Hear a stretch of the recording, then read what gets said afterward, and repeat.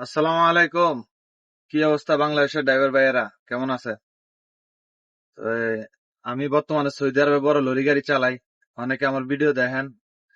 তো অনেকের প্রশ্ন যে এই বড় গাড়ির লাইনে মানে ডাইরেক্টলি কোন বিষয়ে আসা যায়, কোন বিষয় দিয়ে এই মোটর লাইনে আসা যায় বড় গাড়ি। তো আজকে ভিডিওটাই নিয়ে পুরো ভিডিওটা দেখবেন। তো এই গাড়ির লাইনে আসতে হলে আপনার বাংলাদেশে হেভি লাইসেন্স থাকতে হবে। হ্যাঁ, আর যে কোনো একটা ভালো একটা এজেন্সির ভিতরে যাইয়া আপনি অ্যাপ্লাই করবেন, কথাবার্তা বলবেন যে আমার বাংলাদেশে হেভি লাইসেন্স আছে, আমি বড় গাড়ির লাইনে যাইতে চাই, মানে বড় গাড়ির বিষয়ে যাইতে চাই। তো বিষয়টার নাম হচ্ছে সাওক সাহান।